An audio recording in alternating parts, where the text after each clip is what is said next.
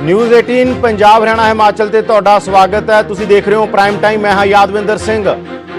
लगातार चर्चा करोना के उत्ते हो रही है। करोना नाल बड़े बड़े लोग पॉजिटिव भी हो रहे हैं, पर पॉजिटिव नैगेटिव भी बहुत वड्डियां खबरां आ रही ने। लोगों का इल्जाम आ कि जानबूझ के उन्होंने पॉजिटिव किया जाता है और ये मसला अमृतसर च भी उठिया सी। अमृतसर की एक प्राइवेट लैब, जिस लैब के उत्ते सवाल उठे, विजिलेंस को इनकुआरी है कि वो जानबूझ के इल्जाम लग्या कि वो जानबूझ के लोगों पॉजिटिव करते सी, जदों कि पैसे बनाने के इस तरह के इल्जाम लगे। हुण भी उस मसले के उत्ते इनकुआरी अमृतसर पुलिस उस मामले की जांच कर रही है। इनकुआरी खुली हुई है। दूजे पासे अज लुधियाना च एक बड़ा मामला है जिथे एक गर्भवती महिला नूं सिविल हॉस्पिटल के वल्लों कहा गया कि तुसीं पॉजिटिव हो। सैंपल लए बिना ही इल्जाम आ उन्हां दा कि रिपोर्ट पॉजिटिव दस दी कि दूजे पासे जदों टैसट करवाया गया तो नैगेटिव आए। सब तो वड्डा सवाल यही है कि कोरोना के दौर च भी कोई रैकेट चल रहे ने, इस तरह के जिहड़े कमाई करना चाहते हैं। ये सवाल है, इल्जाम ने कि इस तरह दी चीज़ां ने। इल्जाम ला रहे ने, इल्जाम लाने वाले साडे लाइव ने, वो मरीज लाइव ने जिहड़े हस्पताल गए सी किसी होर काम, पर बाद चों जिहड़े बीमार सी टैसट होए, जिन्होंने कहा गया तुसीं पॉजिटिव हो, उन्हां दा बाद चों पता लग्या वो पॉजिटिव नहीं आता। अजिहे मरीज साडे नाल होणगे ते नाल दी नाल साडे नाल डॉक्टर भी होणगे, लुधियाना दे सिविल सर्जन भी होणगे, जिन्हां तो असीं पुछांगे कि क्यों वापर रहा है। एक रिपोर्ट दिखाने तुहानूं, रिपोर्ट तो बाद चर्चा करते हैं।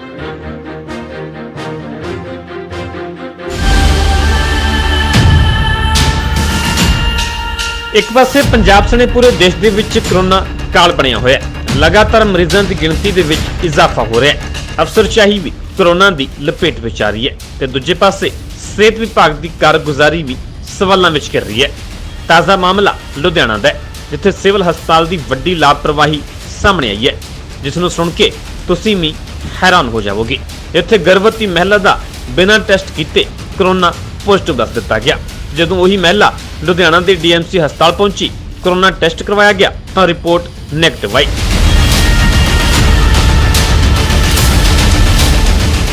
ते परिवार वालियां ने पूरे मामले की जांच की मांग की है। टेस्ट मतलब कि मैं करवाया नहीं, सैंपल नहीं दिता, मतलब मेरा फॉर्म भर हो गया, सैंपल नहीं दिता। फिर जी 5 तरीक ਨੂੰ ਮੈਨੂੰ ਕਾਲ ਆਣੇ ਸਟਾਰਟ ਹੋ ਗਏ ਵੀ ਤੁਹਾਡਾ ਕਰੋਨਾ ਪੋਜ਼ਿਟਿਵ ਆਇਆ। ਮੈਂ ਕਿਹਾ ਮੈਂ ਸੈਂਪਲ ਤਾਂ ਦਿੱਤਾ ਨਹੀਂ ਹੈ, ਵੀ ਪੋਜ਼ਿਟਿਵ ਕਿਵੇਂ ਆ ਗਿਆ। ਫਿਰ ਉਹ ਮੇਰੇ ਇੱਥੇ ਆ ਗਏ ਘਰੇ ਮੈਨੂੰ ਲੈਣ ਵਾਸਤੇ, ਤੇ ਫਿਰ ਮਤਲਬ ਕਿ ਮੈਂ ਉਹਨਾਂ ਨੂੰ ਦਿਖਾਇਆ ਫਾਈਲ। ਮੈਂ ਕਿਹਾ ਮੇਰਾ ਤਾਂ ਸੈਂਪਲ ਵੀ ਨਹੀਂ ਲਿਆ ਗਿਆ, ਵੀ ਪੋਜ਼ਿਟਿਵ ਤੁਸੀਂ ਦੱਸੀ ਜਾ ਰਹੇ ਹੋ। ਫਿਰ ਉਹਨਾਂ ਨੇ ਕਿਹਾ ਵੀ ਤੁਸੀਂ ਕਿਤੇ ਹੋਰ ਸੈਂਪਲ ਦੇ ਦਿਓ, ਮਤਲਬ ਹੋਰ ਕਿਤੇ ਟੈਸਟ ਕਰਾਓ। ਫਿਰ ਮੈਂ ਡੀਐਮਸੀ ਹੀਰੋ ਹਾਰਟ ਦੇ ਵਿੱਚ ਉੱਥੇ ਕਰਵਾ ਕੇ ਆਈ 4500 ਦੇ ਵਿੱਚ, ਉਹ ਮੇਰਾ ਨੈਗੇਟਿਵ ਆਇਆ। ਜਦੋਂ ਅਸੀਂ ਉਹਨਾਂ ਨੂੰ ਰਿਪੋਰਟ ਦਿਖਾਈ, ਉਹ ਕਹਿੰਦੇ ਨਹੀਂ ਅਸੀਂ ਇਸ ਨੂੰ ਰਿਪੋਰਟ ਨੂੰ ਨਹੀਂ ਮੰਨਣਾ, ਅਸੀਂ ਸਿਰਫ ਆਪਣੀ ਰਿਪੋर्ट ਨੂੰ ਮੰਨਣਾ। उधर सेहत विभाग महिला के इल्जामों को बेबुनियाद दस रहा है। विभाग का कहना है कि महिला के सैंपल भी ले गए ने ते सैंपलों के आधार पर ही महिला की कोरोना रिपोर्ट पॉजिटिव आई है।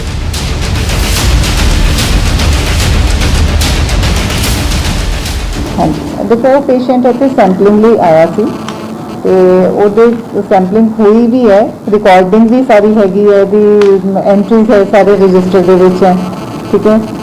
और सैंपल भी साडे अकॉर्डिंगली गया है, उहदे ही नाम पे रिजल्ट भी पॉजिटिव आया है। जो पटियाला चैक किया होना उसकी रिजल्ट साडे कोल भाई ईमेल आ जाता, उहदे विच वो पॉजिटिव है, ते हुण असीं तां उहनूं ही फॉलो करांगे। बेशक सेहत विभाग के वलों अपनी सफाई दी जा रही है, पर इस तो पहला भी अजिहे कई मामले सामने आ चुके हैं, जिस करके सेहत विभाग ते सवाल खड़े होने सुभाविक ने। ते लुधियाना का मामला भी जांच का विषय ताकि असली तथ्य सामने आ सकन। लुधियाना तो रोहित गौड़, न्यूज़ 18 पंजाब।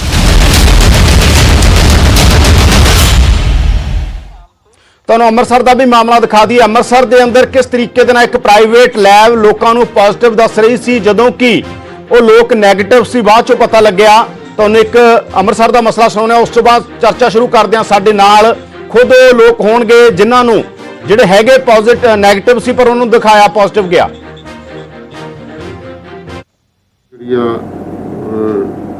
टीमां बना के असीं रेड कीती आ, उहदे विच असीं जिहड़ा कोविड-19 टैसट दा अपरेटस है उहनूं असीं सील करता ते जिहड़ा इहदा रिकॉर्ड है कोविड-19 दे संबंध विच ओह असीं सील कर लिया ते उहदे विच असीं इहनूं प्रॉपर छाणबीन कर रहे हां। ਇਹਦੇ ਵਿੱਚ ਪਹਿਲਾਂ ਕੰਪਲੇਂਟ ਇਹ ਸੀ ਵੀ 3 ਫੈਮਿਲੀਜ਼ ਨੇ ਅੰਮ੍ਰਿਤਸਰ ਦੀਆਂ ਡਾਕਟਰ ਅਨੂ ਕੁੱਲਰ, ਵਿੱਕੀ ਦੱਤਾ ਫੈਮਿਲੀ ਤੇ ਪਲੱਸ ਇੱਕ NRI ਸੀ ਮਨੋਜ ਤਨੇਜਾ। ਉਹਨਾਂ ਦੇ ਟੈਸਟ ਜਿਹੜੇ ਆ ਇਸ ਲੈਬ ਦੇ ਵਿੱਚੋਂ ਪੋਜ਼ਿਟਿਵ ਡਿਕਲੇਅਰ ਕਰਤੇ ਗਏ। ਲੇਟਰ ਔਨ ਜਿਹੜਾ ਪਤਾ ਲੱਗਾ ਵੀ ਉਹ ਨੈਗੇਟਿਵ ਸੀਗੇ। ਉਸ ਕੰਪਲੇਂਟ ਦੇ ਬੇਸ ਤੇ ਇਹ ਜਿਹੜਾ ਰੋਂਗ ਡੂਇੰਗਸ ਨੂੰ ਪਤਾ ਕਰਨ ਵਾਸਤੇ ਇਹ ਵਿਜੀਲੈਂਸ ਡਿਪਾਰਟਮੈਂਟ ਵੱਲੋਂ ਰੇਡ ਕੀਤਾ ਗਿਆ। ਤਾਂ ਅੰਮ੍ਰਿਤਸਰ ਦੀ ਟੁਲੀ ਲੈਬ ਦੇ ਉੱਤੇ ਬਕਾਇਦਾ ਤੌਰ ਤੇ ਕੇਸ ਵੀ ਦਰਜ ਹੋਇਆ। ਵਿਜੀਲੈਂਸ ਨੇ ਕੇਸ ਦਰਜ ਕੀਤਾ। ਹੁਣ ਪੰਜਾਬ ਪੁਲਿਸ ਇਸ ਨੂੰ ਦੇਖ ਰਹੀ ਹੈ। ਦੂਜੇ ਪਾਸੇ ਅੱਜ ਲੁਧਿਆਣਾ 'ਚ ਮਾਮਲਾ ਆ ਗਿਆ ਤਾਂ ਕਿਵੇਂ ਨੈਗੇਟਿਵ ਲੋਕਾਂ ਨੂੰ ਪੋਜ਼ਿਟਿਵ ਦਿਖਾਇਆ ਜਾ ਰਿਹਾ, ਯਾਨੀ ਉਹਨਾਂ ਨੂੰ ਕਰੋਨਾ ਦਿਖਾਇਆ ਜਾ ਰਿਹਾ। ਉਸ ਤੋਂ ਬਾਅਦ ਉਹਨਾਂ ਦਾ ਇਲਜ਼ਾਮ ਇਹ ਹੈ ਕਿ ਉਹਨਾਂ ਤੋਂ ਮੋਟੀਆਂ ਕਮਾਈਆਂ ਕਰਨ ਦੇ ਪ੍ਰੋਗਰਾਮ ਨੇ, ਕਿਉਂਕਿ ਜਿੱਥੇ ਉਹਨਾਂ ਨੂੰ ਦਾਖਲ ਕਰਵਾਇਆ ਜਾਂਦਾ ਬਾਅਦ 'ਚ ਬਹੁਤ ਸਾਰਾ ਕੁਝ ਹੁੰਦਾ ਹੈ ਔਰ ਮਿਲ ਜੁਲ ਕੇ ਚੱਲਦਾ ਇਹ ਸਾਰਾ ਕੁਝ। ਇਸ ਤਰ੍ਹਾਂ ਦੇ ਇਲਜ਼ਾਮ ਨੇ। ਸਾਡੇ ਨਾਲ ਰਜਨੀ ਵੀ ਜੁੜ ਚੁੱਕੇ ਨੇ ਜਿਹੜੇ ਅੱਜ ਪੋਜ਼ਿਟਿਵ ਦਿਖਾਏ ਗਏ ਸੀ, ਜਿਨ੍ਹਾਂ ਨੇ ਕਿਹਾ ਕਿ ਨਹੀਂ ਮੈਂ ਨੈਗੇਟਿਵ ਟੈਸਟ ਕਰਵਾਏ। ਉਸ ਤੋਂ ਬਾਅਦ ਗਰਭਵਤੀ ਸੀ, ਹਸਪੀਟਲ ਗਏ, ਸਿਵਲ ਹਸਪੀਟਲ ਨੇ ਇਹਨਾਂ ਨੂੰ ਦਿਖਾਇਆ। ਦੂਜੇ ਪਾਸੇ ਨਾਲ ਵਿਕਰਮ ਦੱਤਾ ਨੇ ਅੰਮ੍ਰਿਤਸਰ ਤੋਂ, ਜਿਨ੍ਹਾਂ ਦੇ ਪੂਰੇ ਪਰਿਵਾਰ ਨੂੰ ਪੋਜ਼ਿਟਿਵ ਦਿਖਾਇਆ ਗਿਆ ਸੀ ਪਰ ਹੈ ਪਰਿਵਾਰ ਨੈਗੇਟਿਵ ਸੀ। ਸਾਡੇ ਨਾਲ ਦੋਵੇਂ ਸਿੱਧੇ ਤੌਰ ਤੇ ਜੁੜੇ ਹੋਏ ਨੇ। ਰਜਨੀ ਜੀ, ਸਭ ਤੋਂ ਪਹਿਲਾਂ ਤੁਸੀਂ ਦਰਸ਼ਕਾਂ ਨੂੰ ਦੱਸੋ ਕਿ ਕੀ ਕਹਾਣੀ ਸੀ, ਕਿਸ ਤਰ੍ਹਾਂ ਤੁਸੀਂ ਹਸਪੀਟਲ ਗਏ, ਕਿਸ ਤਰ੍ਹਾਂ ਤੁਹਾਨੂੰ ਪੋਜ਼ਿਟਿਵ ਦਿਖਾਇਆ ਗਿਆ ਔਰ ਕਿਸ ਤਰ੍ਹਾਂ ਤੁਸੀਂ ਨੈਗੇਟਿਵ ਹੋ।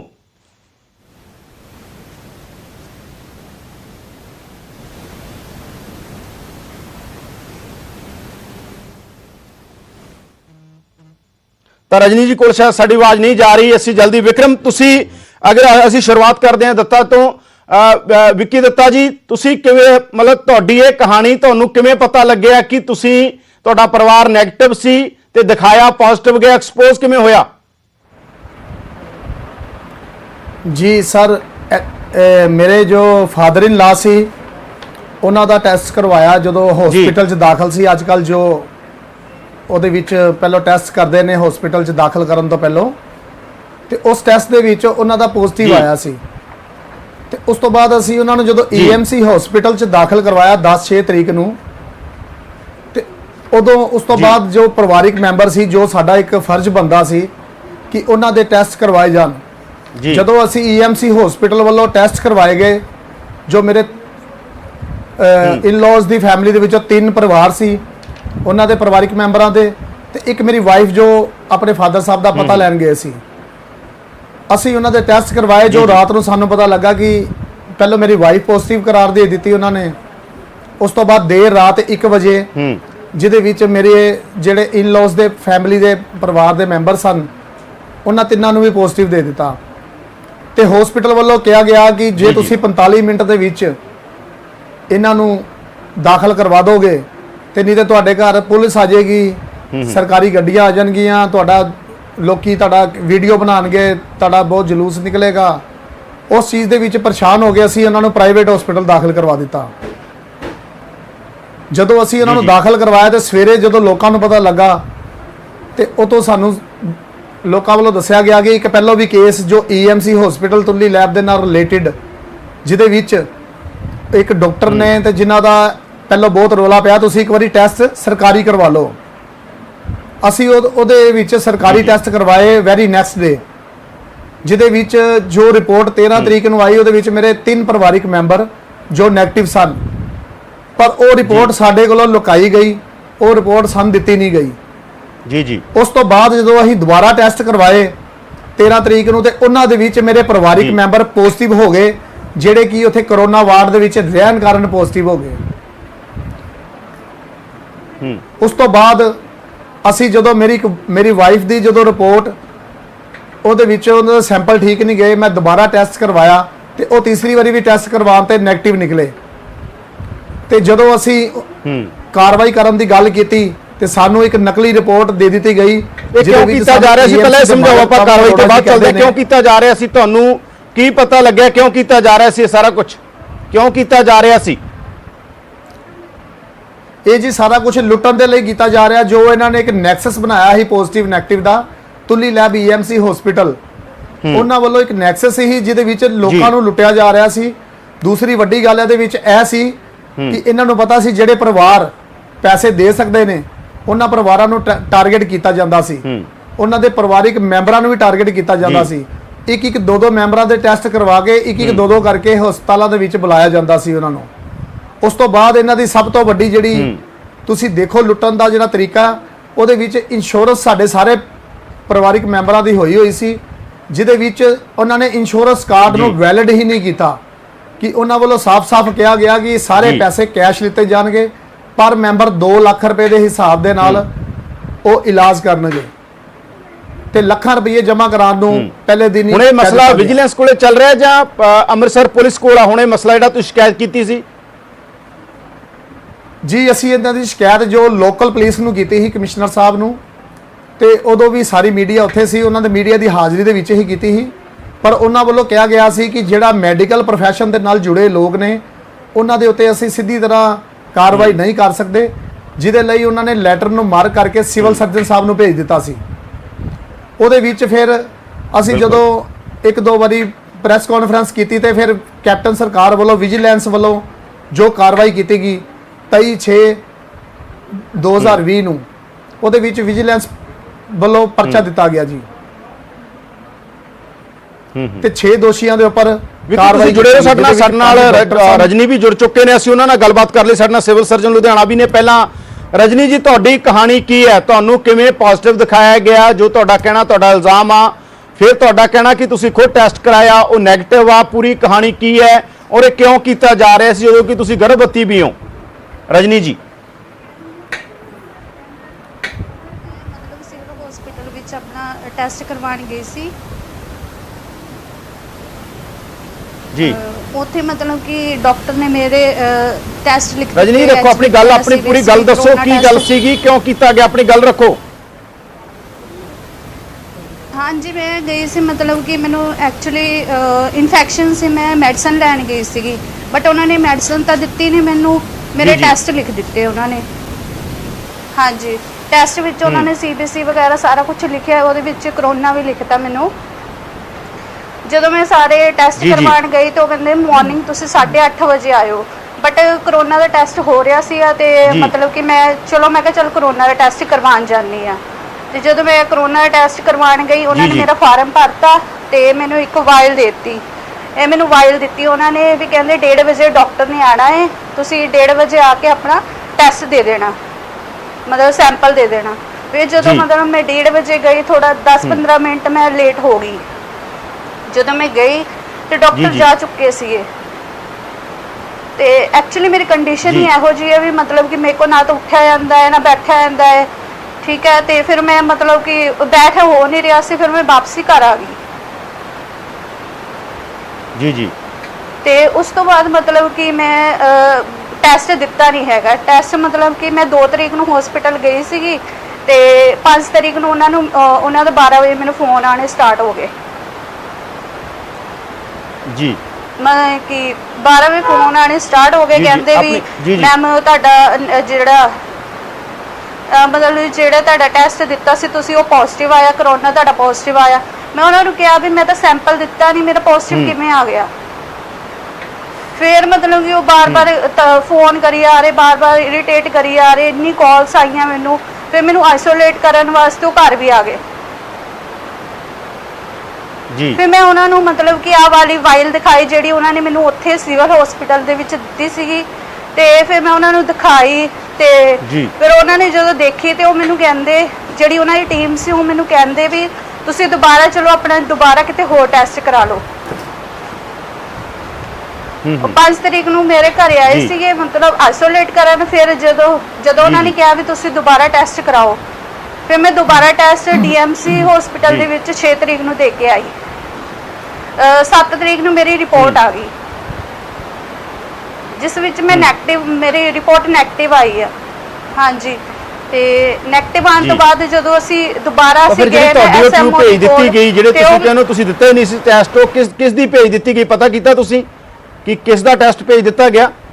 ਇਹੀ ਤਾਂ ਪਤਾ ਕਰਨ ਗਏ ਸੀ, ਇਹੀ ਤਾਂ ਪਤਾ ਕਰਨ ਗਏ ਸੀ। ਬਾਅਦ ਚੋਂ ਵੀ ਨਹੀਂ ਮੰਨ ਰਹੇ ਸੀਗੇ? 8 ਤਰੀਕ ਨੂੰ ਗਏ ਸੀ, ਨਹੀਂ ਮੰਨ ਰਹੇ ਉਹ। ਤਾਂ ਮੈਂ ਉਹਨੂੰ ਕਿਹਾ ਵੀ ਮਤਲਬ ਕਿ ਸੈਂਪਲ ਵਾਲੀ ਵਾਇਲ ਤਾਂ ਸਾਡੇ ਕੋਲ ਆ, ਉਹ ਅਜੇ ਵੀ ਤੁਹਾਨੂੰ ਪੋਜ਼ਿਟਿਵ ਹੀ ਮੰਨ ਰਹੇ ਨੇ? ਹਾਂਜੀ। ਫਿਰ ਵੀ ਉਹਨਾਂ ਨੇ ਇਹ ਵੀ ਗੱਲ ਕਹੀ ਹੈ ਵੀ ਕਹਿੰਦੇ ਤੁਸੀਂ ਸਾਡੇ ਨਾਲ ਰਜੇਸ਼ ਕੁਮਾਰ ਜੁੜੇ ਹੋਏ ਨੇ, ਸਿਵਲ ਸਰਜਨ ਲੁਧਿਆਣਾ। ਅਸੀਂ ਉਹਨਾਂ ਨਾਲ ਗੱਲਬਾਤ ਕਰਦੇ ਹਾਂ, ਤੁਸੀਂ ਨਾਲ ਹੀ ਰਹੋ। ਰਜਨੀ ਜੀ ਨਾਲ ਰਹੋ, ਵਿੱਕੀ ਤੁਸੀਂ ਵੀ ਨਾਲ ਹੀ ਰਹੋ। ਰਜੇਸ਼ ਕੁਮਾਰ ਜੀ, ਇਹ ਕੀ ਹੋ ਰਿਹਾ ਲੁਧਿਆਣਾ ਦੇ ਅੰਦਰ ਤੁਹਾਡੇ ਸਾਹਮਣੇ ਰਜਨੀ ਹੋਰੀ ਕਹਿ ਰਹੇ ਨੇ ਕਿ ਤੁਸੀਂ ਉਹਨਾਂ ਨੂੰ ਪੋਜ਼ਿਟਿਵ ਤੁਹਾਡਾ ਹਸਪੀਟਲ ਦੱਸਦਾ ਹੈ, ਉਸ ਤੋਂ ਬਾਅਦ ਤੁਹਾਡੀ ਸਰਕਾਰ ਦਾ ਜਾਂ ਤੁਹਾਡੇ ਡਿਪਾਰਟਮੈਂਟ ਦਾ ਉਸ ਤੋਂ ਬਾਅਦ ਉਹ ਟੈਸਟ ਕਰਾਉਂਦੇ ਨੇ, ਉਹ ਨੈਗੇਟਿਵ ਹੈ ਔਰ ਉਹ ਕਹਿੰਦੇ ਮੈਂ ਟੈਸਟ ਦਿੱਤੇ ਹੀ ਨਹੀਂ, ਸਾਨੂੰ ਜਾਣਬੁੱਝ ਕੇ ਪੋਜ਼ਿਟਿਵ ਠਹਿਰਾਇਆ ਜਾ ਰਿਹਾ ਹੈ ਤੇ ਸਾਡਾ ਕੋਈ ਟੈਸਟ ਲਿਆ ਹੀ ਨਹੀਂ ਗਿਆ। ਰਜੇਸ਼ ਜੀ। ਸਰ ਜੀ, ਪਹਿਲੀ ਗੱਲ ਤੇ ਮੇਰੇ ਧਿਆਨ 'ਚ ਮਾਮਲਾ ਆਇਆ, ਮੈਂ ਇਹਨੂੰ ਬੜੀ ਡੰਗਾਈ ਦੇ ਵਿੱਚ ਇਹਦੀ ਇਨਵੈਸਟੀਗੇਟ ਕਰੂੰਗਾ ਜੀ। ਤੇ ਜਿਹੜਾ ਵੀ ਸਾਡਾ ਮੁਲਾਜ਼ਮ ਇਹਦੇ ਵਾਸਤੇ ਦੋਸ਼ੀ ਪਾਇਆ ਗਿਆ ਉਹਦੇ ਖਿਲਾਫ ਅਸੀਂ ਕਾਰਵਾਈ ਵੀ ਕਰਾਂਗੇ। ਪਰ ਜਿੱਥੋਂ ਤੱਕ ਜੋਤੀ ਜੀ ਕਹਿ ਰਹੇ ਨੇ ਕਿ ਸਾਨੂੰ ਇੱਕ ਵਾਇਲ ਦਿੱਤੀ ਗਈ, ਵਾਇਲ ਦੇ ਕੇ ਸਾਨੂੰ ਭੇਜਿਆ ਗਿਆ, ਯੂਜ਼ਲੀ ਤਾਂ ਹੁੰਦਾ ਨਹੀਂ ਹੈ।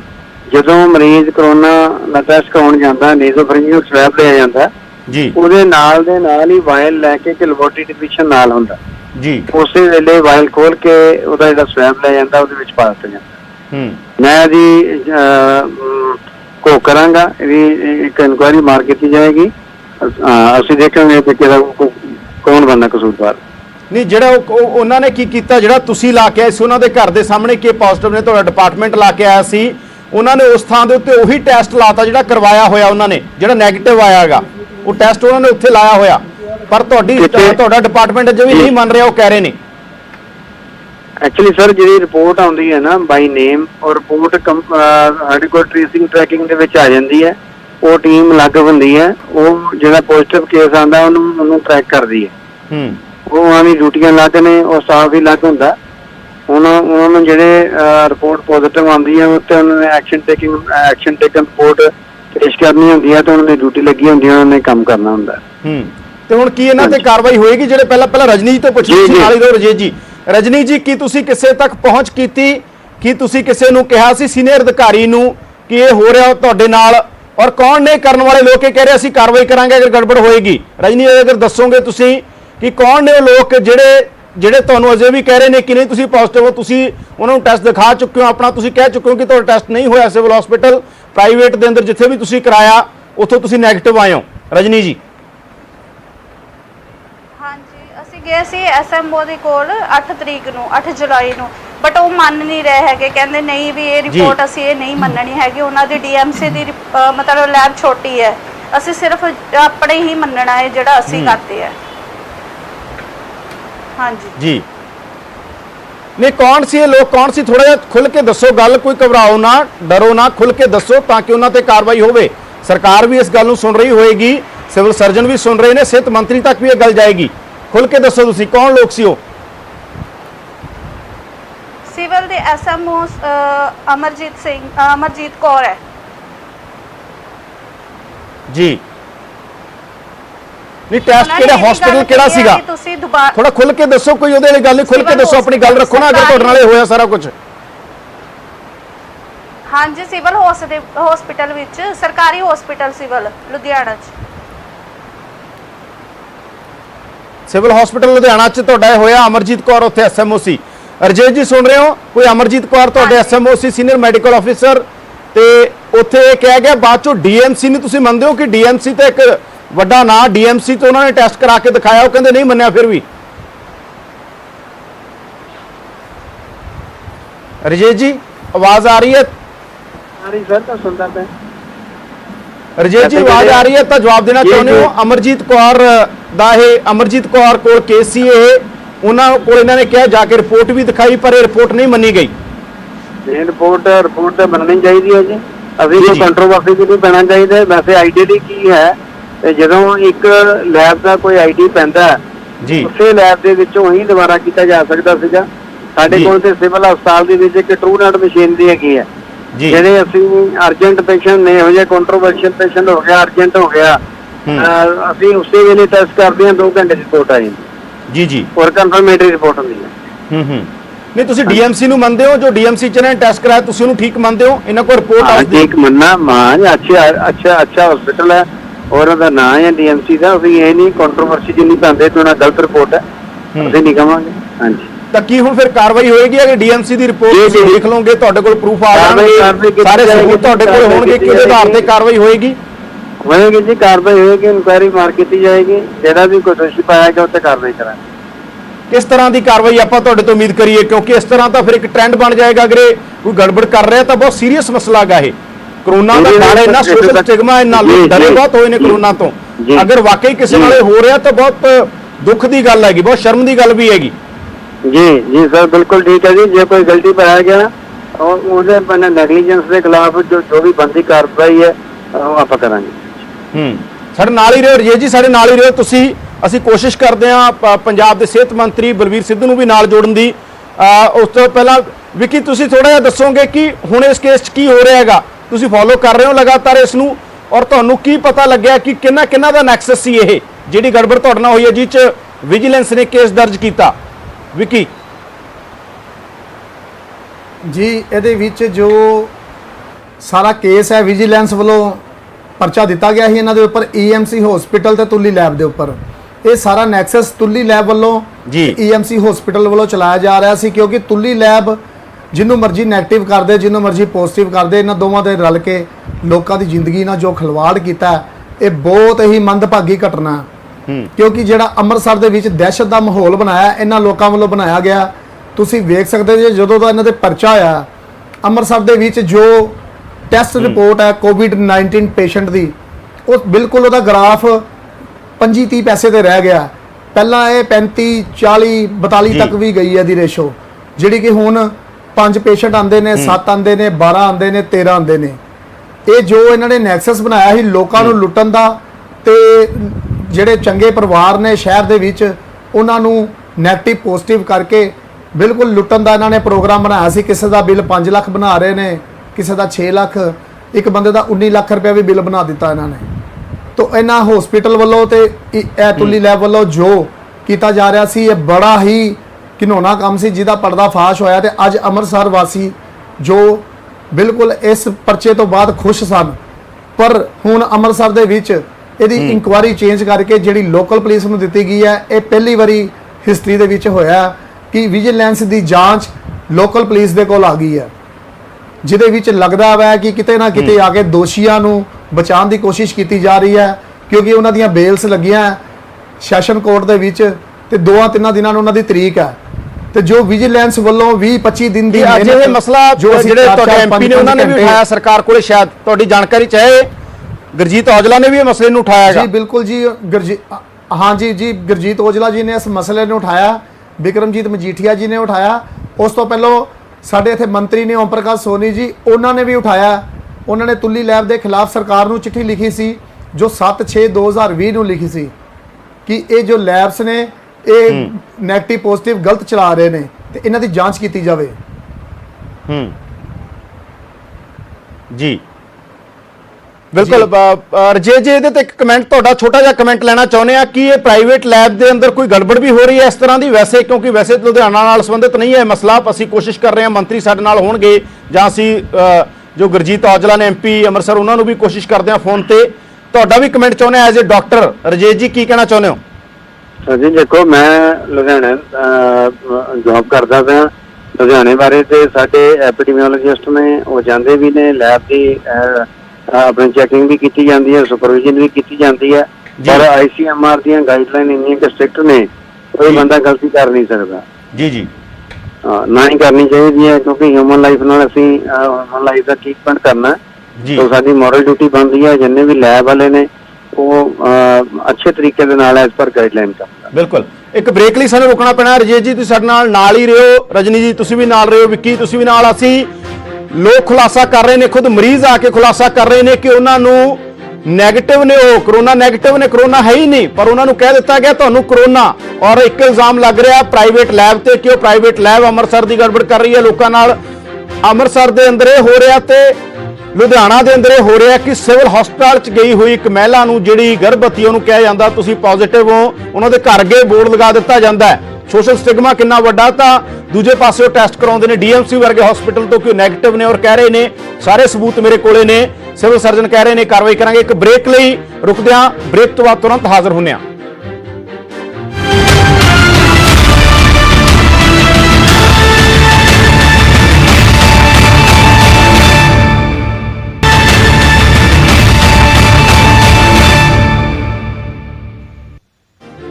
ਬ੍ਰੇਕ ਤੋਂ ਬਾਅਦ ਤੁਹਾਡਾ ਸਵਾਗਤ ਹੈ। ਤੁਸੀਂ ਦੇਖ ਰਹੇ ਹੋ ਪ੍ਰਾਈਮ ਟਾਈਮ। ਮੈਂ ਹਾਂ ਯਾਦਵਿੰਦਰ ਸਿੰਘ। ਚਰਚਾ ਅਸੀਂ ਇਹ ਕਰ ਰਹੇ ਹਾਂ ਕਿ ਪੰਜਾਬ 'ਚ ਕਿਵੇਂ ਕਰੋਨਾ ਤੋਂ ਜੋ ਨੈਗੇਟਿਵ ਲੋਕ ਨੇ ਉਹਨਾਂ ਨੂੰ ਪੋਜ਼ਿਟਿਵ ਬਣਾਇਆ ਜਾ ਰਿਹਾ, ਜਿਨ੍ਹਾਂ ਨੂੰ ਕਰੋਨਾ ਹੋਇਆ ਹੀ ਨਹੀਂ ਉਹਨਾਂ ਨੂੰ ਦਿਖਾਇਆ ਜਾ ਰਿਹਾ ਉਹਨਾਂ ਨੂੰ ਕਰੋਨਾ ਹੋ ਗਿਆ। ਸਾਡੇ ਨਾਲ ਨੇ ਸਿੱਧੇ ਤੌਰ ਤੇ ਵਿੱਕੀ ਦੱਤਾ ਦੀ ਪੂਰੀ ਫੈਮਿਲੀ ਦੇ ਅੰਦਰ ਇਹ ਕਿਹਾ ਗਿਆ ਕਿ ਕਰੋਨਾ ਪੋਜ਼ਿਟਿਵ ਆ, ਬਾਅਦ ਚੋਂ ਪਤਾ ਲੱਗਿਆ ਨੈਗੇਟਿਵ ਆ। ਉਹਨਾਂ ਦੀ ਪਤਨੀ ਨੂੰ ਕਿਹਾ ਗਿਆ, ਉਹਨਾਂ ਦੇ ਪਰਿਵਾਰ 'ਚ ਕਿਹਾ ਗਿਆ।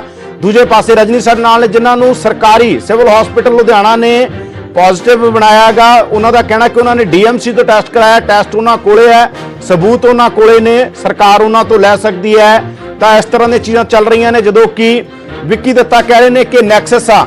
ਵਿੱਕੀ, ਕੀ ਇਹ ਇੱਕੋ ਲੈਬ ਤੱਕ ਸੀਮਿਤ ਹੈ ਕਿ ਇਹ ਅੰਮ੍ਰਿਤਸਰ 'ਚ ਹੋਰ ਥਾਵਾਂ ਤੇ ਚੱਲ ਰਿਹਾ, ਪੰਜਾਬ 'ਚ ਹੋਰ ਥਾਵਾਂ ਤੇ ਵੀ ਚੱਲ ਰਿਹਾ ਕਿ ਇਹ ਗੜਬੜ ਜਿਹੜੀ ਇੱਕ ਥਾਂ ਦੇ ਉੱਤੇ ਹੋ ਰਹੀ ਹੈ ਕਿ ਤੁਹਾਨੂੰ ਕੋਈ ਹੋਰ ਵੀ ਇਨਫੋਰਮੇਸ਼ਨ ਹੈ ਕਿ ਜਾਣਬੁੱਝ ਕੇ ਪੋਜ਼ਿਟਿਵ ਬਣਾ ਕੇ ਹਸਪਤਾਲਾਂ 'ਚ ਭਰਤੀ ਕਰਾ ਕੇ ਮਰੀਜ਼ਾਂ ਨੂੰ ਮੋٹے ਪੈਸੇ ਵਸੂਲਣ ਦਾ ਜਿਹੜਾ ਇਹ ਕੰਮ ਆ ਇਹ ਚੱਲ ਰਿਹਾ, ਇੱਕ ਤਰ੍ਹਾਂ ਦਾ ਰੈਕਟ ਚੱਲ ਰਿਹਾ ਹੈ ਕਰੋਨਾ ਨੂੰ ਲੈ ਕੇ? ਜੀ ਬਿਲਕੁਲ ਰੈਕਟ ਚੱਲ ਰਿਹਾ ਜੀ। ਅੰਮ੍ਰਿਤਸਰ ਦੀ ਜੋ ਤੁੱਲੀ ਲੈਬ ਹੈ ਉਹਨੂੰ ਜਾਣਬੁੱਝ ਕੇ ਇਹ ਕੰਮ ਦਿੱਤਾ ਗਿਆ, ਜਿਹਦੇ ਵਿੱਚ ਉਹਨਾਂ ਨੇ ਲੋਕਾਂ ਨੂੰ ਲੁੱਟਣ ਦਾ ਇੱਕ ਬੜਾ ਵਧੀਆ ਸਾਧਨ ਲੱਭਿਆ ਸੀ, ਜਿਹਦੇ ਵਿੱਚ ਆਪਣੀ ਮਰਜ਼ੀ ਦੇ ਨਾਲ ਪੋਜ਼ਿਟਿਵ ਕਰਕੇ ਹਸਪਤਾਲ ਦੇ ਨਾਲ ਕੰਟੈਕਟ ਕਰਕੇ ਤੇ ਇਹਨਾਂ ਨੇ ਇੱਕ ਨੈਕਸਸ ਬਣਾਇਆ, ਜਿਹਦੇ ਵਿੱਚ ਅੰਮ੍ਰਿਤਸਰ ਦੇ ਜੋ ਵਧੀਆ ਲੋਕ ਨੇ ਜਿਨ੍ਹਾਂ ਦੀ ਪਰਿਵਾਰਿਕ ਹਿਸਟਰੀ ਇਹਨਾਂ ਨੂੰ ਪਤਾ ਵਾ, ਉਹਨਾਂ ਨੂੰ ਲੁੱਟਣ ਦੇ ਲਈ ਇਹਨਾਂ ਨੇ ਬਹੁਤ ਵਧੀਆ ਮਸਾਲਾ ਤਿਆਰ ਕੀਤਾ ਸੀ, ਜਿਹਦੇ ਵਿੱਚ ਖਾਸ ਕਰਕੇ ਇਹਨਾਂ ਨੇ ਤੁਹਾਨੂੰ ਮੈਂ ਅੱਗੇ ਵੀ ਦੱਸਿਆ ਕਿ ਇੰਸ਼ੋਰੈਂਸ ਨੂੰ ਬਿਲਕੁਲ ਹੀ ਵੈਲਿਡ ਨਹੀਂ ਕੀਤਾ ਸੀ।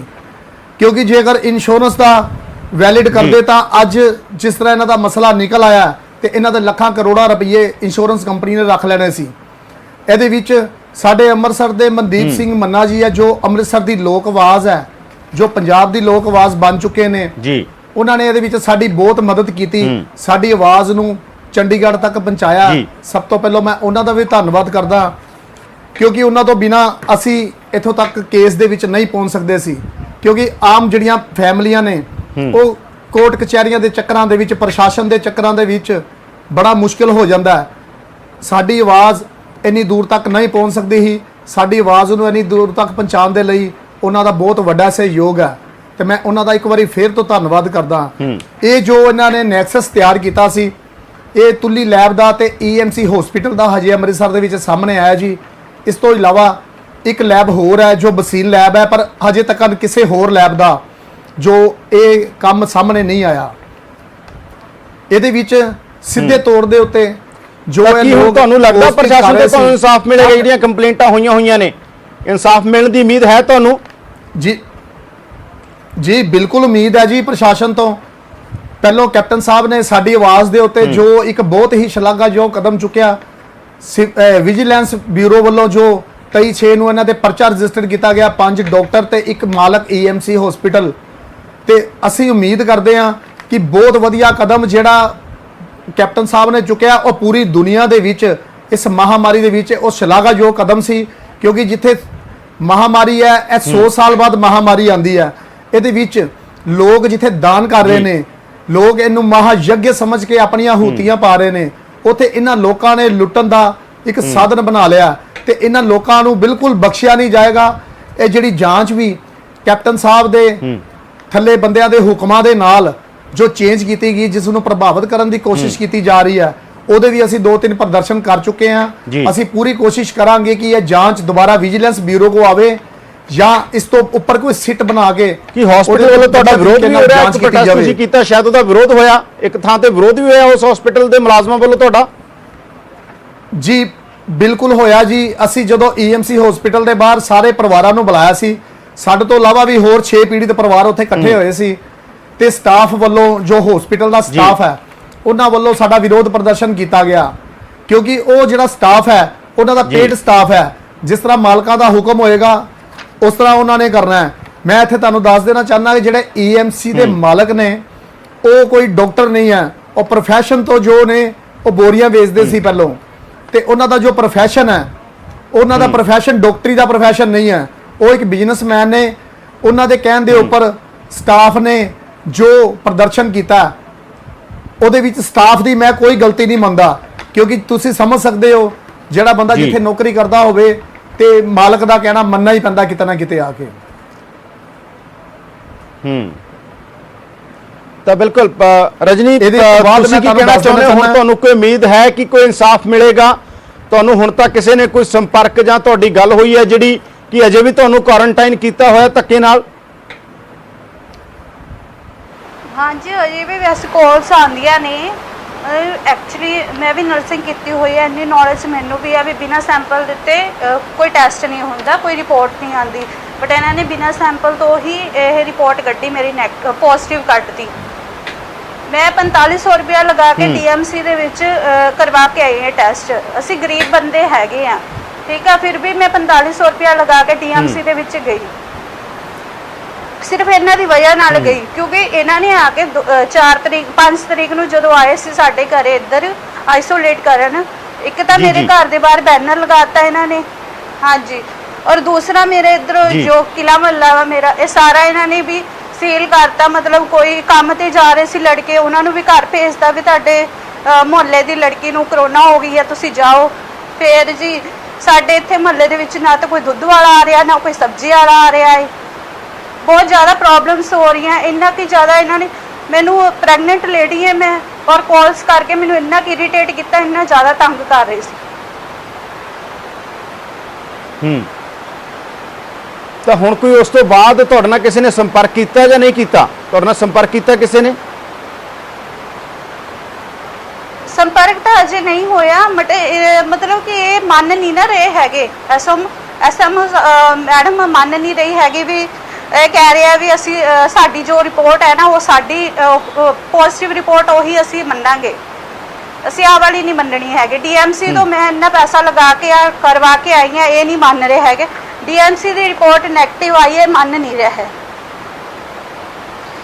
ਇਹਨਾਂ ਨੇ ਕਿਹਾ ਵੀ ਅਸੀਂ ਨਹੀਂ ਮੰਨਣਾ ਇਸ ਡਾਕਟਰ ਰਜੇਸ਼, ਕੀ ਇਹ ਹੋ ਸਕਦਾ ਤੁਸੀਂ ਟੈਸਟ ਦੁਬਾਰਾ ਕਰਾ ਲਓ, ਸਰਕਾਰੀ ਟੈਸਟ ਜੋ ਦੁਬਾਰਾ ਹੋ ਜਾਏ, ਜਾਂ ਉਸ ਰਿਪੋਰਟ ਨੂੰ ਕਿਵੇਂ ਹੁਣ ਤੁਸੀਂ ਇਸ ਮਸਲੇ ਤੇ ਅੱਗੇ ਕਿਵੇਂ ਵਧੋਗੇ?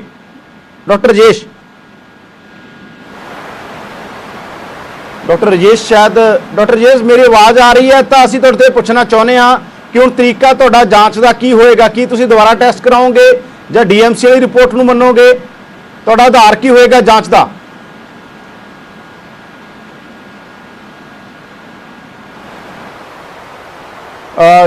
ਡਾਕਟਰ ਸਾਹਿਬ ਆਵਾਜ਼ ਆ ਰਹੀ ਹੈ? ਤਾਂ ਅਸੀਂ ਤੁਹਾਡੇ ਤੋਂ ਜਾਣਨਾ ਚਾਹੁੰਦੇ ਹਾਂ ਕਿ ਹੁਣ ਤੁਹਾਡੀ ਇਨਵੈਸਟੀਗੇਸ਼ਨ ਕਿਵੇਂ ਹੋਏਗੀ ਅੱਗੇ ਇਸ ਕੇਸ ਦੇ ਅੰਦਰ, ਔਰ ਕੀ ਤੁਸੀਂ ਦੁਬਾਰਾ ਟੈਸਟ ਕਰਾਓਗੇ ਜਾਂ ਤੁਸੀਂ ਉਸ ਟੈਸਟ ਨੂੰ ਮੰਨ ਲਓਗੇ ਜੋ ਡੀਐਮਸੀ 'ਚ ਹੋਇਆ? ਤਾਂ ਅਸੀਂ ਕੋਸ਼ਿਸ਼ ਕਰਦੇ ਹਾਂ ਦੁਬਾਰਾ, ਸ਼ਾਇਦ ਉਹਨਾਂ ਕੋਲ ਆਵਾਜ਼ ਨਹੀਂ ਪਹੁੰਚ ਰਹੀ। ਤੁਸੀਂ ਕਹਿ ਰਹੇ ਰਜਨੀ ਜੀ, ਤੁਸੀਂ ਆਪਣੀ ਗੱਲ ਰੱਖ ਰਹੇ ਸੀ, ਪਹਿਲਾਂ ਕੰਟੀਨਿਊ ਕਰੋ। ਇਹ ਰਿਪੋਰਟ ਤੁਸੀਂ ਦਿਖਾ ਰਹੇ ਸੀ, ਕੀ ਕਹਿਣਾ ਚਾਹੁੰਦੇ ਸੀ? ਫਿਰ ਡਾਕਟਰ ਸਾਹਿਬ ਤੋਂ ਹੀ ਜਵਾਬ ਲੈਂਦੇ ਹਾਂ। ਹਾਂਜੀ, ਮਤਲਬ ਕਿ ਮੈਂ 4500 ਰੁਪਇਆ ਲਗਾ ਕੇ, ਗਰੀਬ ਹੈ ਅਸੀਂ, 4500 ਲਗਾ ਕੇ ਮੈਂ ਦੁਬਾਰਾ ਡੀਐਮਸੀ ਜਾ ਕੇ ਇਹ ਟੈਸਟ ਕਰਾਇਆ। ਅਗਰ ਜੇ ਮੈਂ ਇੰਨੀ ਅਮੀਰ ਹੁੰਦੀ ਤਾਂ ਮੈਂ ਇੱਥੇ ਕਿਉਂ ਜਾਣਾ ਸੀ ਸਿਵਲ ਦੇ ਵਿੱਚ ਟੈਸਟ ਕਰਾਉਣ ਵਾਸਤੇ ਆਪਣਾ ਜੀ। ਔਰ ਦੂਸਰਾ ਮੈਂ ਦੁਬਾਰਾ ਟੈਸਟ ਨਹੀਂ ਦੇਣਾ ਹੈਗਾ ਸਿਵਲ ਦੇ ਵਿੱਚ। ਪਹਿਲਾਂ ਹੀ ਇਹਨਾਂ ਨੇ, ਹਾਂਜੀ, ਪਹਿਲਾਂ ਹੀ ਇਹਨਾਂ ਨੇ ਬਿਨਾਂ ਮੇਰਾ ਸੈਂਪਲ ਲਿੱਤੇ ਮੈਨੂੰ ਪੋਜ਼ਿਟਿਵ ਦੱਸਿਆ। ਉਹਦਾ ਹਜੇ ਤੱਕ ਇਹਨਾਂ ਨੂੰ ਕੋਈ ਪ੍ਰੂਫ ਨਹੀਂ ਮਿਲਿਆ ਹੈਗਾ। ਕੋਈ ਮਤਲਬ 5 ਤਰੀਕ ਤੋਂ ਲੈ ਕੇ 11 ਤਰੀਕ, ਅੱਜ 5-6 ਦਿਨ ਹੋ ਗਏ, ਇਹਨਾਂ ਤੋਂ ਕੋਈ ਸਬੂਤ ਨਹੀਂ ਹੈਗਾ, ਕੋਈ ਇਹਨਾਂ ਤੇ ਰਿਪੋਰਟ ਨਹੀਂ ਹੈਗੀ ਇਹਨਾਂ ਕੋਲ ਮੇਰੀ। ਜੇ ਜਾਣੇ ਆ ਅਸੀਂ ਜਾਣੇ ਆ ਤਾਂ ਸਾਡੀ ਰਿਪੋਰਟ ਨੂੰ ਡਾਕਟਰ ਸਾਹਿਬ ਸਾਡੇ ਨਾਲ ਜੁੜ ਚੁੱਕੇ ਨੇ, ਉਹਨਾਂ ਨਾਲ ਗੱਲ ਕਰਦੇ ਆ। ਡਾਕਟਰ ਸਾਹਿਬ, ਜਿਹੜਾ ਤੁਸੀਂ ਸਿਵਲ ਸਰਜਨ ਹੋ, ਹੁਣ ਤੁਹਾਡਾ ਤਰੀਕਾ ਕੀ ਹੋਏਗਾ? ਕੀ ਇਹ ਟੈਸਟ ਦੁਬਾਰਾ ਕਰਾਏ ਜਾਣਗੇ ਜਾਂ ਤੁਸੀਂ ਡੀਐਮਸੀ ਦੀ ਰਿਪੋਰਟ ਨੂੰ ਠੀਕ ਮੰਨੋਗੇ? ਇਸ ਮਸਲੇ 'ਚ ਹੁਣ ਕਿਸ ਤਰ੍ਹਾਂ ਦੀ ਕਾਰਵਾਈ ਕਰੋਗੇ? ਕੀ ਕਰੋਗੇ ਤੁਸੀਂ? ਕੋਈ ਜੇ ਮਰੀਜ਼ ਚਾਹੁੰਦਾ ਤੇ ਤਾਂ ਅਸੀਂ ਟਰੂਨੈਟ ਤੇ, ਮੈਂ ਪਹਿਲਾਂ ਵੀ ਦੱਸ ਚੁੱਕਾ, ਟਰੂਨੈਟ ਤੇ ਟੈਸਟ ਹੋ ਜਾਂਦਾ ਔਰ 2 ਘੰਟੇ ਦੀ ਰਿਪੋਰਟ ਮਿਲ ਜਾਂਦੀ ਹੈ। ਇਹ ਭਾਵੇਂ ਕੱਲ ਜਾ ਕੇ ਕਰਾ ਲੈਣ, ਸਾਡਾ ਆਪਣੇ ਚੱਲਦਾ ਸਾਰਾ ਦਿਨ ਚੱਲਦੀ ਹੈ ਮਸ਼ੀਨ। 2 ਘੰਟੇ ਦੀ ਰਿਪੋਰਟ ਮਿਲ ਜਾਏਗੀ, ਨਾਲੇ ਤਸੱਲੀ ਵੀ ਹੋ ਜਾਏਗੀ, ਨਾਲੇ ਦੋਨੇ ਪਾਸੇ ਰਹਿ ਜਾਣਗੇ। ਬੈਸਟ ਸੋਲੂਸ਼ਨ ਦੇ ਰਹੇ ਹੋਈ ਨਹੀਂ, ਪਰ ਕਾਰਵਾਈ ਹੋਏਗੀ ਉਸ ਤੇ, ਕਿਉਂਕਿ ਇੰਨਾ ਕਰਨਾ ਪਿਆ ਮਾਨਸਿਕ ਤੌਰ ਤੇ, ਪ੍ਰੈਗਨੈਂਟ ਲੇਡੀ ਹੈ ਔਰ ਮਾਨਸਿਕ ਤੌਰ ਤੇ ਇੰਨੀ ਸਮੱਸਿਆ ਆਈ ਹੈ ਕਿ ਤੁਸੀਂ ਕਾਰਵਾਈ ਕਰੋਗੇ ਉਹਨਾਂ ਲੋਕਾਂ ਤੇ ਜਿਨ੍ਹਾਂ ਨੇ ਪਹਿਲਾਂ ਹੀ ਦੱਸ ਚੁੱਕਾ, ਕਾਰਵਾਈ ਕੀਤੀ ਜਾਏਗੀ। ਤੇ ਡਾਕਟਰ ਸਾਹਿਬ, ਕੀ ਜਿਹੜਾ ਇਹ ਕਹਿ ਰਹੇ ਨੇ ਕਿ ਸਾਨੂੰ ਤਾਂ ਕੁਆਰੰਟਾਈਨ, ਸਾਡੀ ਤਾਂ ਗੱਲ ਹੀ ਨਹੀਂ ਸੁਣੀ ਜਾ ਰਹੀ, ਇਹਦਾ ਹੱਲ ਕੀ ਹੈਗਾ? ਜਦ ਤੁਸੀਂ ਕਹੋਗੇ, ਤੁਸੀਂ ਘੱਟੋ ਘੱਟ ਹੁਣੇ ਪ੍ਰੋਗਰਾਮ ਤੋਂ ਬਾਅਦ ਇਨੀਸ਼ੀਏਟਿਵ ਲਓਗੇ, ਕਿਉਂਕਿ ਉਹਨਾਂ ਦਾ ਕਹਿਣਾ ਸਾਡਾ ਮਹੱਲਾ ਸੀਲ ਕਰ ਦਿੱਤਾ ਗਿਆ, ਸਾਡੀ ਗੱਲ ਹੀ ਨਹੀਂ ਸੁਣੀ ਜਾ ਰਹੀ। ਨਹੀਂ, ਮਹੱਲਾ ਨਹੀਂ ਸੀਲ ਕਰਦੇ ਜੀ। ਮਹੱਲਾ ਸੀਲ ਉਦੋਂ ਕੀਤਾ ਜਾਂਦਾ ਜਦੋਂ 5 ਤੋਂ ਵੱਧ ਕੇਸ ਹੋਣ ਤੋਂ ਲੱਗੇ। ਪਰ ਇਹ ਕਹਿ ਰਹੇ ਕਿ ਨਾ ਸਾਡੇ ਕੋਈ ਦੁੱਧ ਵਾਲਾ ਆ ਰਿਹਾ ਨਾ ਸਬਜ਼ੀ ਵਾਲਾ ਆ ਰਿਹਾ, ਇਸ ਤਰ੍ਹਾਂ ਦਾ ਮਾਹੌਲ ਬਣਾ ਦਿੱਤਾ ਗਿਆ। ਫਿਰ ਉਹ ਸਟਿਗਮਾ ਤਾਂ ਹੁੰਦਾ ਨਾ ਸਰ। ਨਹੀਂ ਮਾਈਕਰੋ ਕੰਟੇਨਮੈਂਟ ਜ਼ੋਨ ਜੇ ਘੋਸ਼ਿਤ ਕੀਤਾ ਜਾਂਦਾ ਤੇ ਇਹੋ ਜਿਹੀ ਗੱਲ ਹੁੰਦੀ ਹੈ, ਉਹ 'ਚ ਪੁਲਿਸ ਦੀ ਵੀ ਡਿਊਟੀ ਲੱਗਦੀ ਹੈ, ਬੈਰੀਕੇਡਿੰਗ ਕਰਕੇ ਐਂਟਰੀ ਐਗਜ਼ਿਟ ਪੈਰੀਮੀਟਰ ਕੰਟਰੋਲ ਕਰਦੇ ਹਾਂ ਆਪਾਂ। ਪਰ ਇਹਨਾਂ ਕੋਲ ਜੇ ਇਕੱਲਾ ਹੀ ਕੇਸ ਹੈਗਾ ਤੇ ਇਹੋ ਜਿਹੀ ਕੋਈ ਗੱਲ ਨਹੀਂ ਹੈ। ਲੋਕਾਂ ਦੇ ਵੀ ਅਸੀਂ ਬਹੁਤ ਸਾਰੇ ਲੋਕਾਂ ਦੇ ਅਕਾਊਂਟ ਵਾਸਤੇ ਸਟicker ਲਾਉਨੇ ਆ। ਉਹਦਾ ਮਤਲਬ ਇਹ ਹੁੰਦਾ ਵੀ ਉਹ ਵਿਅਕਤੀ ਜੇ ਉਹ ਇਨਫੈਕਟਡ ਹੈ ਤੇ ਘਰੋਂ ਬਾਹਰ ਨਾ ਨਿਕਲੇ ਤਾਂ ਜੀ ਕਿਸੇ ਹੋਰ ਨੂੰ ਬਿਮਾਰੀ ਨਾ ਹੋ ਜਾਵੇ। ਪਰ ਇਹ ਗੱਲ ਬੜੀ ਇੰਟਰਸਟਿੰਗ ਹੈ ਕਿ ਪਿਛਲੇ 5-6 ਦਿਨਾਂ ਤੋਂ ਇਹ ਗੱਲ ਚੱਲ ਰਹੀ ਹੈ, ਜਿਵੇਂ ਰਜਨੀ ਜੀ ਦੱਸ ਰਹੇ ਨੇ, ਤੁਹਾਡੇ ਧਿਆਨ 'ਚ ਨਹੀਂ ਆਈ ਸਰ? ਕੋਈ ਉੱਥੋਂ ਦੀ ਕੋਈ ਕਿਸੇ ਨੇ ਤੁਹਾਡੇ ਤੱਕ ਪਹੁੰਚਦੀ ਕਰੀ ਹੋਵੇ ਗੱਲ? ਨਹੀਂ ਮੇਰੇ ਤੱਕ ਪਹੁੰਚਦੀ ਕਰਤੀ ਹੁੰਦੀ ਤੇ ਮੈਂ ਇਹਨੂੰ ਕਾਰਵਾਈ ਕਰ ਵੀ ਦੇਣੀ ਸੀ ਜੀ। ਤਾਂ ਹੁਣ ਅਸੀਂ ਘੱਟੋ ਘੱਟ ਉਮੀਦ ਕਰੀਏ ਕਿ ਤੁਹਾਡੇ ਤੱਕ ਪਹੁੰਚਦੀ ਹੋਊਗੀ। ਹੁਣ ਪ੍ਰੋਗਰਾਮ ਖਤਮ ਹੋਣ ਤੋਂ ਬਾਅਦ ਤੁਸੀਂ ਨਾਲ ਦੀ ਨਾਲ ਇਹਦਾ ਫੋਲੋ ਅਪ ਲਓਗੇ, ਨਾਲ ਦੀ ਨਾਲ ਕਾਲ ਕਰੋਗੇ? ਹੁਣੇ ਕਾਰਵਾਈ ਪਾਵਾਂਗੇ ਜੀ, ਹੁਣੇ। ਹਾਂਜੀ ਜੀ, ਤਾਂ ਧੰਨਵਾਦ ਤੁਹਾਡਾ। ਇਹ ਸਨ ਸਾਡੇ ਨਾਲ ਰਜੇਸ਼ ਡਾਕਟਰ ਰਜੇਸ਼ ਜਿਹੜੇ ਸਿਵਲ ਸਰਜਨ ਲੁਧਿਆਣਾ ਨੇ, ਔਰ ਸਾਡੇ ਨਾਲ ਰਜਨੀ ਜੀ ਨੇ, ਸਾਡੇ ਨਾਲ ਵਿੱਕੀ ਜੀ ਨੇ। ਵਿੱਕੀ, ਕੀ ਲੱਗਦਾ ਹੁਣ ਇਸ ਲਈ ਕਰਨਾ ਕੀ ਚਾਹੀਦਾ ਸਰਕਾਰ ਨੂੰ? ਕਿਉਂਕਿ ਤੁਸੀਂ ਤਾਂ ਇੱਕ ਪ੍ਰੋਟੈਸਟ ਕੀਤੇ, ਇਸ ਪੂਰੇ ਦੌਰ ਚੋਂ ਗੁਜ਼ਰੇ, ਮਾਨਸਿਕ ਤੌਰ ਦੇ ਉੱਤੇ ਵੀ ਆਰਥਿਕ ਤੌਰ ਤੇ ਵੀ ਨੁਕਸਾਨ ਹੋਇਆ। ਕੀ ਸਰਕਾਰਾਂ ਨੂੰ ਕਿਸ ਤਰ੍ਹਾਂ ਦਾ ਸਿਸਟਮ ਬਣਾਉਣਾ ਚਾਹੀਦਾ ਵਿੱਕੀ? ਸਰਕਾਰਾਂ ਨੂੰ ਸਿਸਟਮ ਯਾਦਵਿੰਦਰ ਜੀ ਬਹੁਤ ਵਧੀਆ ਤਰੀਕੇ ਨਾਲ ਬਣਾਉਣਾ ਚਾਹੀਦਾ ਹੈ। ਇਹਦੇ ਵਿੱਚ ਸੀਰੀਅਸ ਹੋ ਕੇ ਕੰਮ ਕਰਨਾ ਚਾਹੀਦਾ ਹੈ। ਇਹ ਲੋਕਾਂ ਦੀ ਜ਼ਿੰਦਗੀ ਨਾਲ ਖਿਲਵਾੜ ਕਰਨ ਵਾਲਾ ਕੰਮ ਹੈ। ਤੁਸੀਂ ਵੇਖੋ ਕਿ ਜਦੋਂ ਕੋਈ ਬੰਦੇ ਨੂੰ ਕਰੋਨਾ ਪੋਜ਼ਿਟਿਵ ਦੇ ਦਿੱਤਾ ਜਾਂਦਾ ਹੈ ਤੇ ਉਹਦੇ ਉੱਤੇ ਪਰੇਸ਼ਾਨੀ ਕਿੰਨੀ ਹੁੰਦੀ, ਉਹਨੂੰ ਸੋਸ਼ਲ ਬਾਈਕਾਟ ਕੀਤਾ ਜਾਂਦਾ ਹੈ। ਉਹਦੇ ਵਿੱਚ ਮੈਂ ਤੁਹਾਨੂੰ ਦੱਸ ਸਕਣਾ ਆਪਣੀ ਪਰਿਵਾਰਿਕ ਪ੍ਰੋਬਲਮ। ਜਦੋਂ ਮੇਰੇ ਸਾਰੇ ਪਰਿਵਾਰ ਨੂੰ ਮੈਂ ਟੈਸਟ ਕਰਵਾਇਆ ਤੇ ਉਹ ਪੋਜ਼ਿਟਿਵ ਨਿਕਲ ਆਏ, ਤੇ ਉਸ ਤੋਂ ਬਾਅਦ ਮੇਰੇ ਬੱਚਿਆਂ ਦੀ ਵਾਰੀ ਆ ਗਈ। ਉਹਨਾਂ ਨੇ ਕਿਹਾ ਬੱਚਿਆਂ ਦੇ ਟੈਸਟ ਕਰਵਾਓ, ਤੇ ਹੁਣ ਮੇਰੇ ਬੱਚਿਆਂ ਦੇ ਟੈਸਟ ਕਰਵਾਉਣ ਤੇ ਮੈਂ ਖੁਦ ਹੀ ਜਾਵਾਂਗਾ ਨਾ। ਤੇ ਜਦੋਂ ਮੈਂ ਉਹਨਾਂ ਨੂੰ ਗੱਡੀ ਵਿੱਚ ਬਿਠਾ ਕੇ ਟੈਸਟ ਕਰਵਾਉਣ ਦੇ ਲਈ ਲੈ ਕੇ ਗਿਆ ਮੈਂ, ਤੇ ਉਹਦੇ ਵਿੱਚ ਲੋਕਾਂ ਨੇ ਉੱਥੋਂ ਲੋਕਲ ਐਡਮਿਨਿਸਟ੍ਰੇਸ਼ਨ ਨੂੰ ਫੋਨ ਕਰ ਦਿੱਤੇ ਕਿ ਇਹ ਜੋ ਇਹਨਾਂ ਨੂੰ ਕੁਆਰੰਟਾਈਨ ਕੀਤਾ ਤੇ ਇਹ ਬਾਹਰ ਸੜਕਾਂ ਤੇ ਘੁੰਮ ਰਹੇ ਨੇ। ਕਿ ਇੰਨਾ ਸੋਸ਼ਲ ਬਾਈਕਾਟ ਹੁੰਦਾ ਹੈ ਕਿ ਬੰਦੇ ਨੂੰ ਇੰਨੀ ਜ਼ਿਆਦਾ ਪਰੇਸ਼ਾਨੀ ਹੁੰਦੀ ਹੈ ਕਿ ਲੋਕ ਘਿਰਨਾ ਦੀ ਨਜ਼ਰ ਨਾਲ ਵੇਖਣ ਲੱਗ ਪੈਂਦੇ ਨੇ। ਉਸ ਤੋਂ ਬਾਅਦ ਮੇਰੇ ਸੋਹਰਾ ਸਾਹਿਬ ਦੀ ਉੱਥੇ ਡੈਥ ਹੋ ਗਈ ਹੈ ਹਸਪੀਟਲ ਦੇ ਵਿੱਚ।